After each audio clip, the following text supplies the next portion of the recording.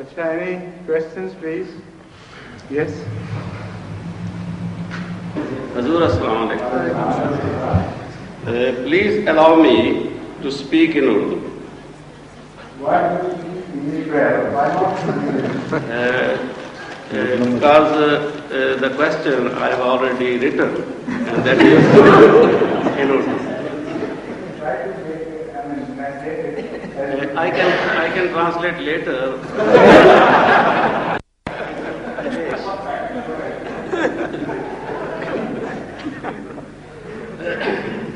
हजूर जमात अहमदिया की तरफ से हर साल सीरतुन नबी सल्लल्लाहु अलैहि वसल्लम और पेशवान मज़हब पर हिंदुस्तान में जलसे हुआ करते थे, जिसमें गैर जमात मुसलमान और गैर मुस्लिम अहबाब कसरत से शिरकत फरमाते थे। मुझे इल्म नहीं कि अब भी इंडिया में इस किस्म के जलसे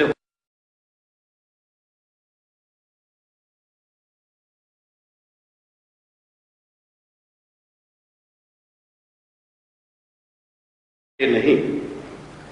इस डायरी जो कि खुदामुल अहमदिया लंदन की तरफ से इस साल छपी है, जमात अहमदिया यूके के जलसों की तारीखें छपी हैं। इनमें पेशवान मज़ाहब के जलसे का जिक्र नहीं, सिर्फ सीरतुन नबी सल्लल्लाहु अलैहि वसल्लम के जलसा का जिक्र है। अगर ऐसे जलसे मखलूक खुदा की भलाई के लिए और तबलीगी लिहाज से मुस्तफीद हैं, तो हजूर फरमावें कि क्या उनका इजरा सारी दुनिया के लिए किया जा सकता है?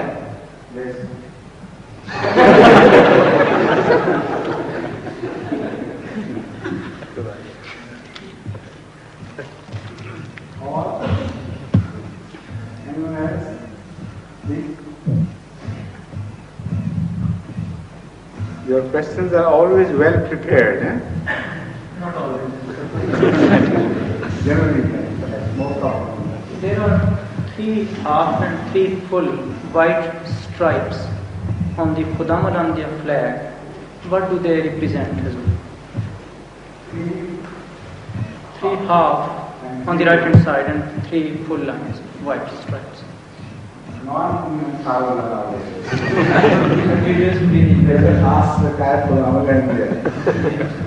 don't know exactly the significance. You have in the Sadr of Khudamul. Yes. And while I was Sadr, even then I didn't know the significance. I admit it. Secondly, there is a request to you. You have written in past many poems. Could we have the privilege to listen to one of those poems in this session, please? Which poems? Any other poem other than the Jalsa Salama? Well, I'll see to it. I will see. Please. I don't rule it out, but I don't promise either.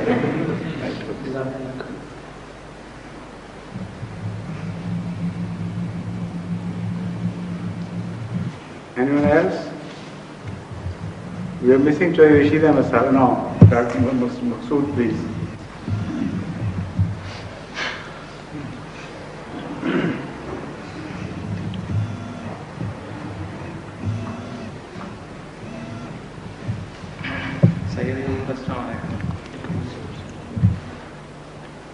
Finland में वक्फे आज़ी के दौरान Helsinki में तातात मुस्लिम leader mister Abdullah से मुझे मिलने का इत्तेफाक हुआ। उसको अहमदियत से बड़े पुरखाश है। जब उसको ये पता चला कि मैं अहमदियत का नुमाइंदा हूँ, तो उसने मुझसे ये सवाल किया कि आप नॉर्वे में कब से काम कर रहे हैं। मैंने उसको ये जवाब दिया कि हमारा मिशन 1956 से है। दूसरा उसका सवाल ये था कि आप लोगों ने कितने लोगों को कन्वर्ट किया है। मैंने कहा इस वक्त तो सिर्फ एक है। कहने लगा कि 30 साल के अरसा में अगर आप लोग एक ही आदमी को कन्वर्ट कर सके हैं, तो इसका मतलब ये है कि तुम लोग हक पर नहीं हो। और उसने मेरी कोई बात सुनने से इनकार कर दिया।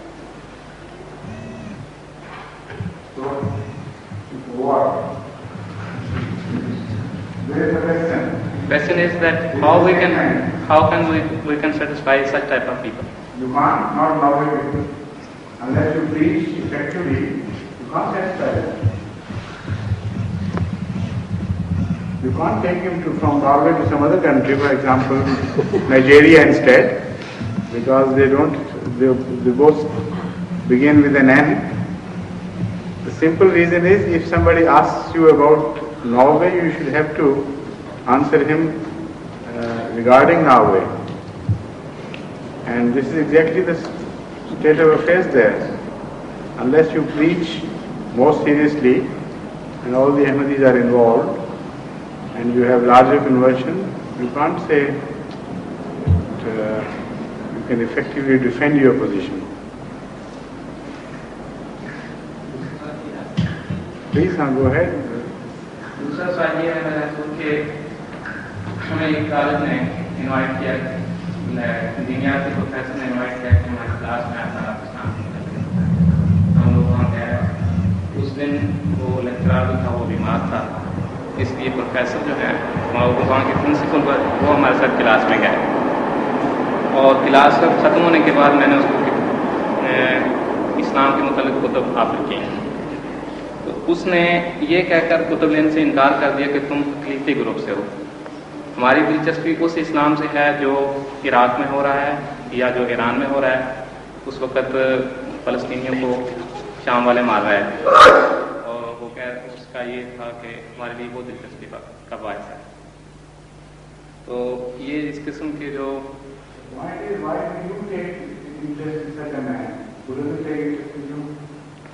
You have a wide world open to you. Why do you go to such people who always reject you? You have to be choosy yourself. Instead of believing that you give your trust to them, why don't you make your trust?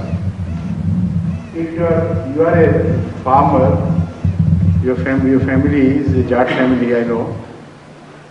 If you have plenty of land available to you, and you have not means enough to cultivate all the land possessed by you, which one will you choose first? The color patches or the most fertile one? Tell me. If you have 100,000 acres of land, and you can only cultivate 10 acres of land, would you choose the worst of the available land or the best of the available land? So why choose the best land? Do you mean to say that the entire Norway and the entire Finland are not ready to listen to your message? If that is the inference, I can't agree with you, unfortunately. There are hundreds of thousands of people in both these countries. If properly approached, they would offer you sympathetic ears, or by working on them for a while, you can make them really truly interested. So that is my advice to you. Search for your land and be choosy about it. Don't waste your time. Well, we have got number of success in this respect, but unfortunately that man, he has written Obviously he's a political man. Why are you insisting on my telling you something about him? His answer tells me that he's a political man. His interest in Islam is entirely political. So you're going to the wrong man. Leave him alone.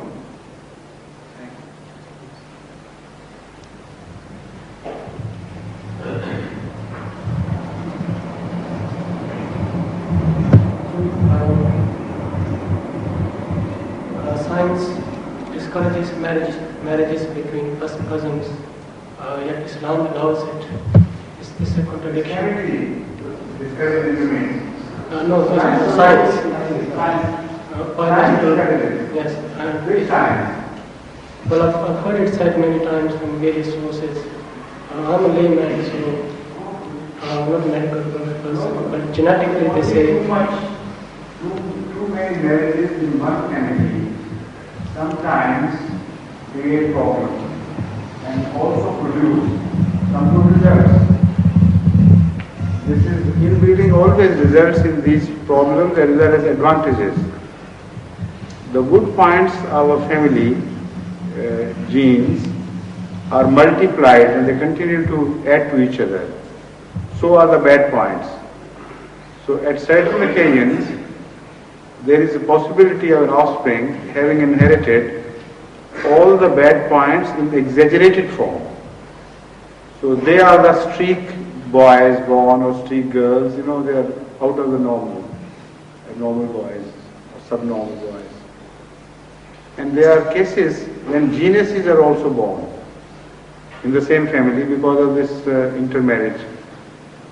So science neither rejects nor accepts this. It has nothing to say on this issue from the religious point of view. It will only tell you the facts and it will leave the choice to you. And Islam doesn't say positively that you should go and marry only among your family. Only Islam permits and leaves it to your wisdom, your best judgment, what to do in what situation. Please. Another hand was observed from behind. Yes. Siraj?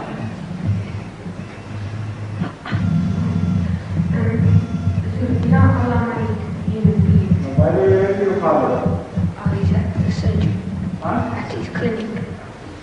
He took away my film for processing. A few days ago I had it shown to his face Allah created human beings. That's right. Well, who created Allah? That question has been answered by me yesterday. Were you here? That's why you know the answer.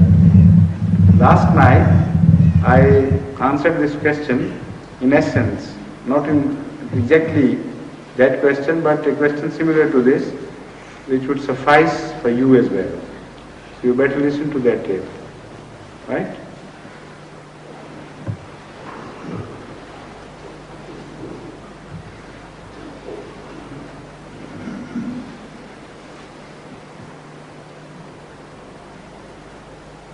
Any other question, please? Kokan Sahib, have you run out of your questions? These are? No. Yes. No. So why I had your permission yesterday. What? I had your permission yesterday to go on with the questions. I was waiting for the call. All right, well, after that boy, this young boy who wants to say something, please.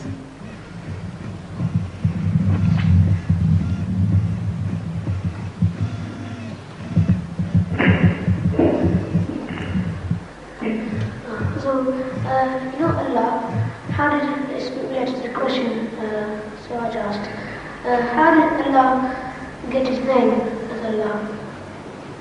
That was when, you know Allah, since He told you himself, He told you about himself, since He himself told you about himself, otherwise you didn't know Him. It was only Allah who revealed Himself to you. And when He revealed Himself to you, He also told you that He was Allah. We know only that much. Name is required not by you yourself, but by someone else. For you yourself, you don't need a name. The name is only required for the person who knows you, or to whom you want to be known. So Allah only tells us of His name when He makes Himself known to us. And that is where our history begins of Allah. You understand? So before that we don't know, nobody has told us. So how can I answer that question? To many people before, because Allah is from eternity and He has been creating people, things from eternity. So that has been going on. People before us, maybe on this earth or somewhere else, were told by Allah that He was Allah. And so the people before them somewhere else, in some planet, in some other universe maybe, in the previous births of the same universe maybe. So because He is eternal, we can conjecture that His name is also eternal. whenever he created, and an eternal being continues to create and always is in a process of creation. If he is a creator, that eternal being is. So because he never loses his attributes, this is our conjecture, that whether we can understand it or not, all his attributes have been put into effect ever since eternity, which means it has no other end. So that means his name, Allah, is eternal in that sense.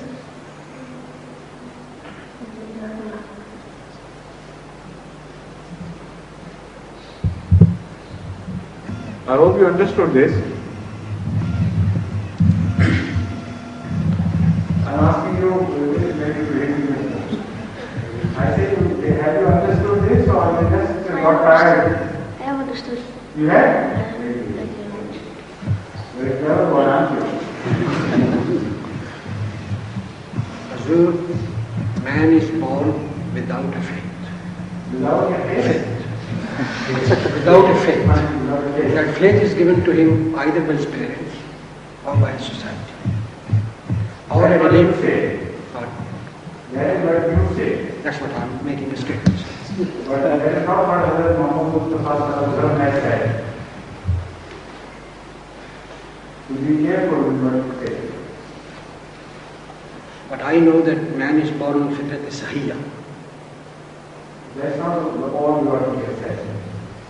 Kullu mawludin yuladu ala Islam. That is also tradition. فَأَبَوَاهُ يُحَوِّدَانِهِ وَيُنَصِّرَانِهِ. It is his parents then, whether that is into a Christian or into a Jew. That is just for instance. So every man is born on Islam. That is the verdict of Islam. And that has to be, the other tradition is in fact in conformity with this one. Because when he said, Kullu Mauludin Yuladu Alal Fitrate, that is one and the same thing. Because the Holy Quran claims Islam to be Deen Fitrat. So Fitrat and Islam are one and the same thing. So if a mullah draws a corollary from some sayings of the Holy Quran, which appears to be obnoxious to human nature and is contradictory to humanity as such, that should not be accepted by a Muslim. Because Allah has created man in nature, that is, he is in total conformity with the act of God. And he is in peace with the entire nature around him. So anything which is against man's nature, which is created by Allah, could not have been said by the Holy Quran.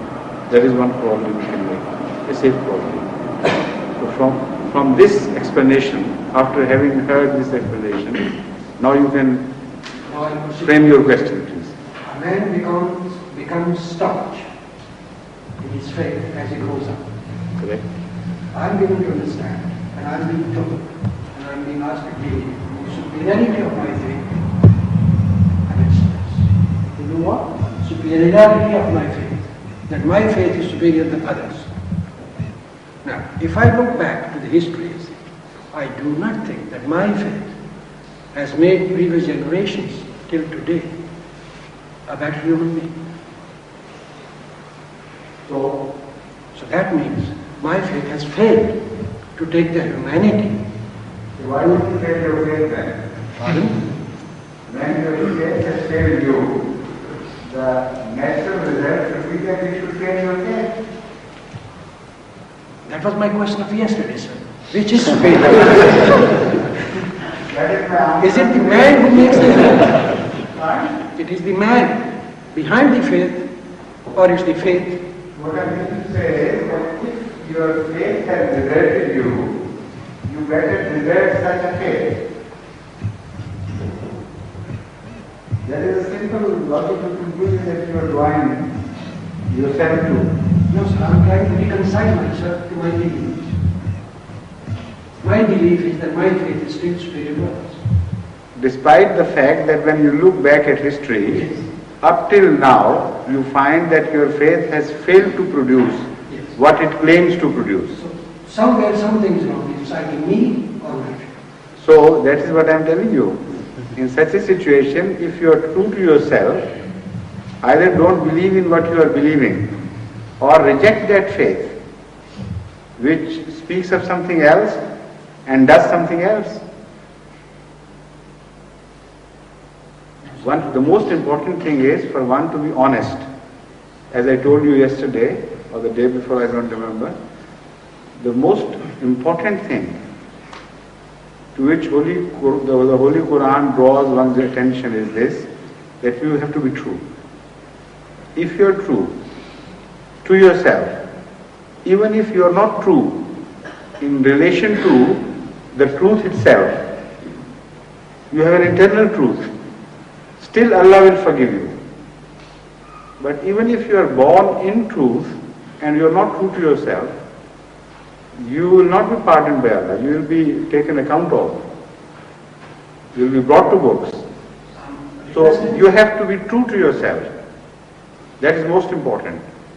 If you find your faith to have failed in its claim and or is inconsistent, then you better desert that faith. I'm asking this. The other time, my neighbor was under my public. He is a white man, very big man. I was in So why are you cheating the poor man? I was in my garden. He came up rushing from inside his house. Yes. With a paper. Just wearing this. How what happened to you? He said, look, this is your Islam. When he was showing me the photograph of Maulana Khomeini, I won't tell him Imam, Maulana Khomeini. This is your Islam. Now what I had to tell him. What did you say? I said, no, this is not. Yes, sir. I'm still better than being burned on the stake, you see. I told him this, that this is not my Islam. So, He was not convinced. He asked me, what is your Islam? Then I started explaining it and he ran off. He said, no, I can't understand all that. 5 times a day your prayer and all that. He ran off. So that is the point, you see. Have we failed the faith or faith has failed us? do you want me to run off?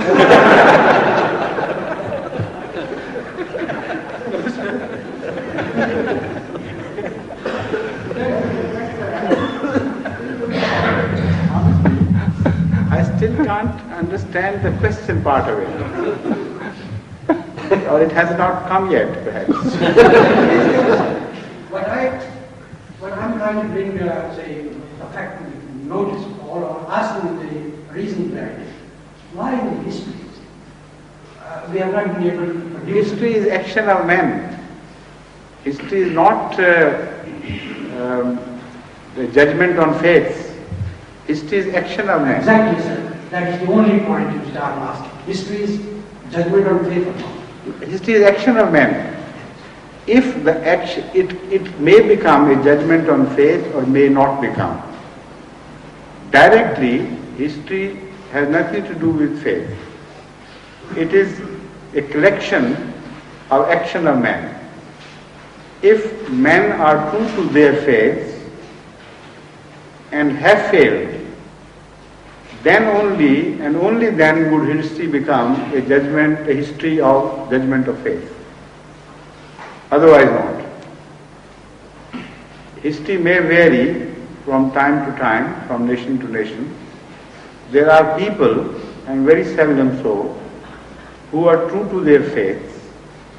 Then, in all honesty, they have worked according to their views and beliefs and have failed.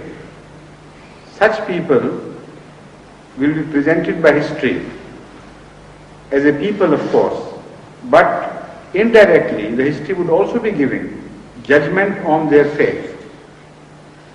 That they did not fail their faith, yet their faith failed them.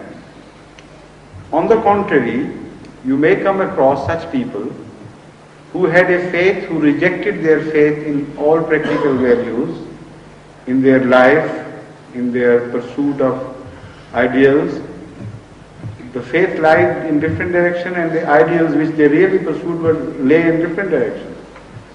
And they also failed.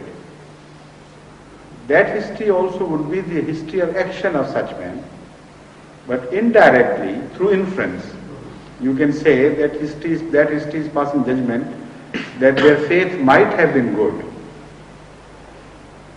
but they never tried it.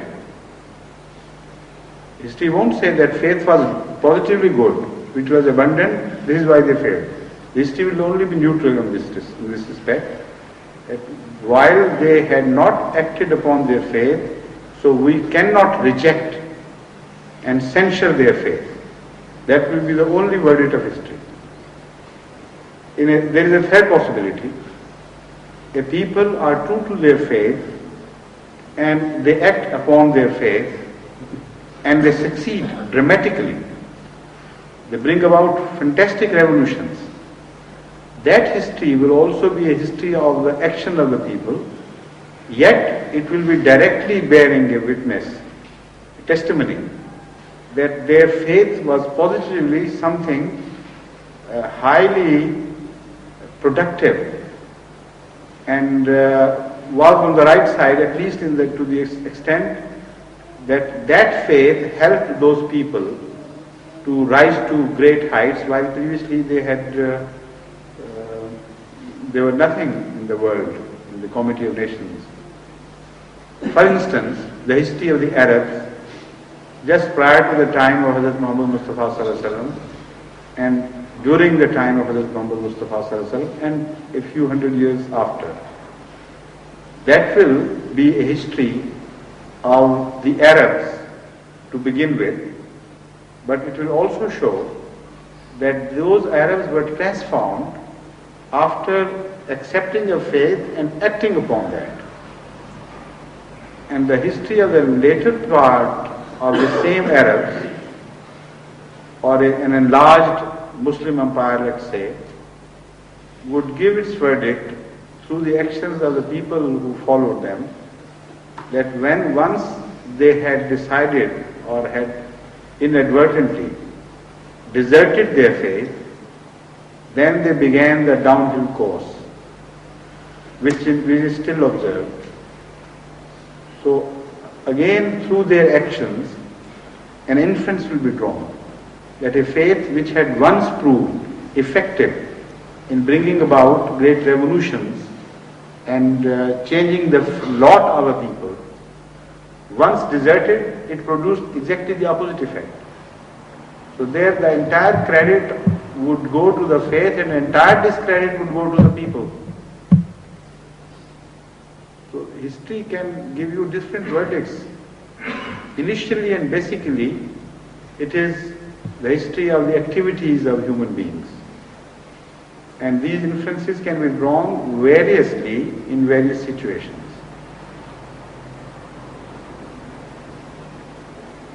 Yes, please. After a very long, you have decided to ask a question, eh?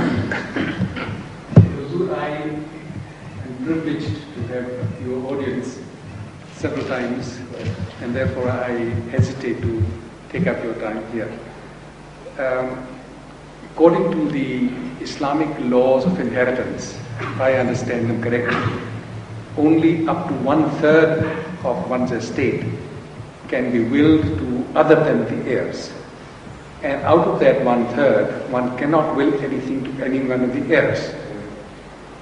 Under modern conditions, when a wife survives a husband and the children are grown up, especially when they are living on their own, one finds that the widow is very reluctant to accept any help from the children, and our own share of the inheritance is normally very meager. Would it be permissible to make some provision so that the wife can continue to maintain a standard of living which would be in keeping with the assets or the estate that the person has left? That provision is already been provided.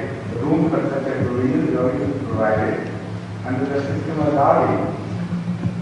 You can increase the dowry in such a case, and it's up to you. Dowry money will effect for this very purpose, that if a woman is either divorced or is left helpless due to some calamity, then she must have something in her hand to give her sustenance. Now, if you fear, or somebody fears, that if he leaves only that much property to his wife, as is legally permissible under Islam, and he also fears that the children are such that they would not look after their mother, or they will not take a position that we will not take anything as long as you are alive. In such a case, a man should provide to such a wife under this darage system, because it is not forbidden to increase the darage, unless Malik Sahib disagrees with me. क्यों मलिक साहब, हक महर बढ़ाया जा सकता है कि नहीं? हक महर, see, that's the best way to do it. And would such increase in the dowry be payable in the lifetime of the man? Of course. So you can't eat your cake and have it. If part of it remains unpaid, would that be considered as his debt at the time of it? If a part of the dowry remains unpaid at the time of the death of the man, would that be? It will be no. It won't be a part of the inheritance.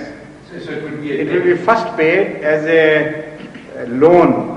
As a due to her, and after the subtraction of the dues from the property left over, the rest would be distributed to the inheritors.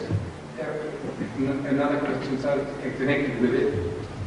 This is practiced quite largely in Bengal, and very often, I regret to say, to defeat the Islamic law of inheritance. In their own lifetime, people who are wealthy create a trust, and they appoint their favorite son as a mutawalli.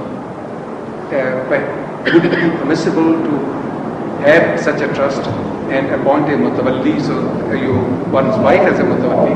All this depends upon the intention behind.